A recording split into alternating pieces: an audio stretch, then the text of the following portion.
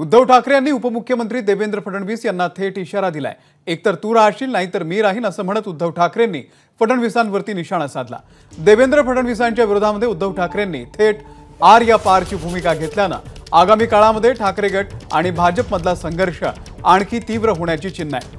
आगामी विधानसभा निवडणुकांच्या पार्श्वभूमीवरती ठाकरे गटाची वांद्रेमधल्या रंगशारदा सभागृहामध्ये महत्त्वाची बैठक होतीये। त्यामध्ये उद्धव ठाकरे बोलत होते।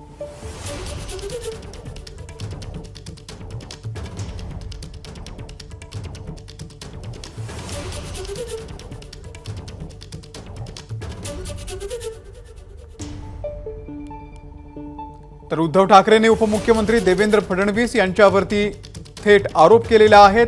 थेट त्यांना इशारा दिलेला आहे। एकतर तू राहशील नाहीतर मी राहीन असं म्हणत उद्धव ठाकरे यांनी फडणवीसांवरती निशाणा साधलाय। त्यामुळे आगामी काळामध्ये आगामी विधानसभांच्या निमित्तानं हा वाद आता विकोपाला जाण्याची सुद्धा चिन्ह आहेत।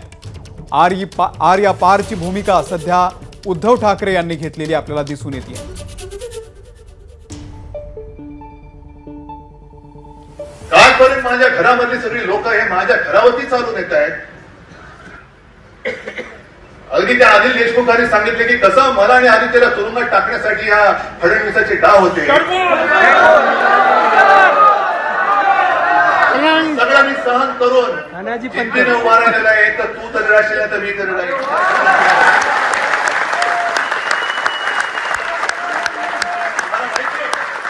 मुंबई आमच्या हक्काची आहे, आपण घोषणा देतो ना, पण आपल्या हक्काच्या मुंबईमध्ये आपल्याला आता उपरत ठरवणारी ही जी काय अवलाद तिकडे बसलेली दोन व्यापाऱ्यांची आहे ना, त्या अवलादीच्या त्या वृत्तीला आपल्याला या वेळेला चिरडून टाकायची।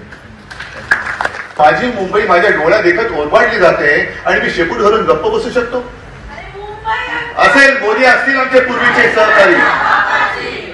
हिंदुत्व जरूर, आम्ही हिंदुत्ववादी आहोतच, हिंदू आहोतच, पण त्याच वेळेला आमचे जे सत्व आहे, स्वत्व स्वतःच, ते आम्ही तुम्हाला लुटायला देणार नाही। नाही म्हणजे नाही, आलात तर तोडून टाकू, नक्कीच तोडून टाकू।